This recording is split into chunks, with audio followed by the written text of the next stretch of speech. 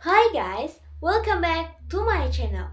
Jadi, pada kesempatan kali ini, aku ingin mengajak kalian untuk membedah sebuah buku legendaris. Nah, tapi sebelum itu, kalian pernah dengar gak sih kata-kata kayak gini? Kamu adalah apa yang kamu pikirkan. Aku kira itu tuh cuma sekedar kata-kata motivasi doang. Tapi ternyata itu beneran nyata loh. Jadi, beberapa hari yang lalu, aku tuh menemukan sebuah buku yang bener-bener legendaris banget. Yang judulnya adalah Think and Grow Rich karya Napoleon Hill. Dan sumpah ya, buku ini tuh gak sesuai banget sama judulnya. Karena isinya itu bukan cuma ngajarin kita untuk bisa berpikir dan menjadi kaya, tapi lebih daripada itu.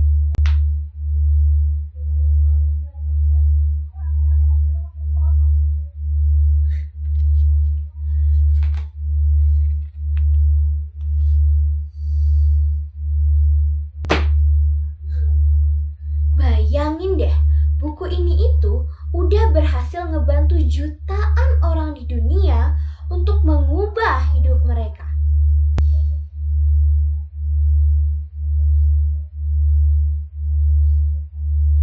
Dan aku tuh ngerasa kalau ini tuh harus dibagiin ke kalian sih. Karena isinya tuh daging banget dan praktikal buat kehidupan sehari-hari.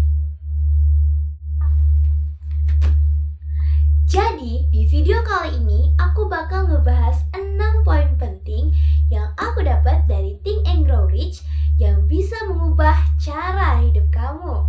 Siap? Langsung aja kita ke poin yang pertama. Jadi, dalam bukunya, Hill mengatakan pikiran merupakan model terbesar yang dimiliki oleh manusia. Bahkan, pikiran itu memiliki kekuatan untuk membentuk dan juga menghancurkan. Jadi, hati-hati ya teman-teman, karena semua hal besar yang ada di muka bumi itu berasal dari sebuah pikiran, mulai dari eksperimen, sains, sampai karya seni. Nah, dalam hal ini penting bagi kita untuk menggunakan pikiran kita secara sadar disertai dengan sebuah tujuan yang jelas, ketekunan, dan juga hasrat yang membara. Bayangkan saja teman-teman, pikiran itu ibarat kata seperti sebuah benih yang apabila kalau kita tanam sebuah keyakinan, maka kita akan memperoleh sebuah kesuksesan. Begitu juga sebaliknya, kalau kita menanam sebuah keraguan, maka kita akan memetik sebuah kegagalan. Maka dari itu, penting bagi kita untuk bijak dalam berpikir, apalagi bagaimana cara kita memandang diri sendiri. Karena apa yang kita pikirkan akan menjadi sebuah kenyataan. Jadi, kalau mau mengubah hidup, awali dengan mengubah cara berpikirnya dulu ya. Poin yang kedua. Menurut Hill, dalam bukunya ia mengatakan bahwasanya kesuksesan itu dapat dicapai jika seseorang memiliki hasrat yang benar-benar membara di dalam dirinya. Perlu kita ketahui bersama teman-teman, kalau hasrat itu berbeda dengan keinginan. Jadi, kalau kita hanya sekedar ingin, maka kita akan berhenti saat kita menemukan sebuah kegagalan. Tapi, kalau kita memiliki hasrat yang begitu besar, maka apabila kita gagal, kita akan berusaha untuk mencari jalannya agar bisa mencapai apa yang kita inginkan. Bahkan, Hill juga mengatakan bahwasanya hasrat itu bisa menembus semua batas logika, sebagaimana disampaikan dalam bukunya, sebuah kisah seorang pemuda yang bernama Barnes yang memiliki keinginan yang begitu kuat untuk bisa menjadi partner bisnis dari seorang penemu terkenal yang bernama Thomas Edison.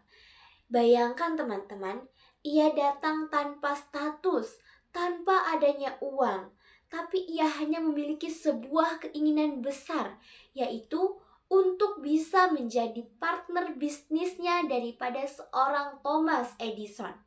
Tapi berkat dari semua kegigihan dan keinginan yang besar, ia berhasil mencapai keinginannya dan ia berhasil menjadi orang yang kaya dan berbisnis dengan Thomas Edison. Poin yang ketiga. Nah, ini adalah part yang paling aku seneng banget. Karena dalam bukunya, Hill mengatakan bahwasannya pikiran bawah sadar itu seperti mesin otomatis yang bekerja tanpa henti. Loh, emangnya apa sih yang spesial dari itu? Jadi teman-teman, segala sesuatu hal yang kita pikirkan dan kita yakini, lalu kita ucapkan secara berulang-ulang, maka hal itu dapat diwujudkan secara nyata oleh pikiran bawah sadar kita. Nah, uniknya lagi, pikiran bawah sadar ini, dia itu bersifat tidak menilai dan juga tidak dapat mengetahui apakah informasi itu benar atau salah, apakah informasi itu negatif atau positif. Maka dari itu teman-teman, apabila kita mengatakan sesuatu hal yang buruk pada diri kita, lalu hal tersebut kita yakini, maka tanpa sadar, pikiran bawah sadar kita akan berusaha untuk mencari cara untuk bisa mewujudkan hal tersebut menjadi kenyataan. Makanya teman-teman, penting bagi kita untuk berhati-hati dalam berkata dan juga berpikir serta meyakini sesuatu hal. Jadi teman-teman, dalam hal ini Hill mengatakan, ide itu tidak memiliki gunanya sama sekali kalau hanya kita simpan di kepala. Maka dari itu, penting bagi kita untuk mengeksekusi daripada ide yang telah kita dapatkan. Hill juga bilang teman-teman, kalau ide itu seperti sebuah intuisi yang muncul hanya. Selain itu, Hill juga mengatakan bahwa inspirasi itu datang seperti intuisi, kilatan ide yang datang dengan sangat cepat. Jadi, kalau tidak kita tulis ataupun kita buat rencana, maka ide-ide tersebut akan menghilang begitu saja. Nah, jadi saat ide muncul, penting bagi kita untuk mencatat, merencanakan, dan melakukan sebuah tindakan nyata. Gak perlu nunggu sempurna, yang penting mulai aja dulu.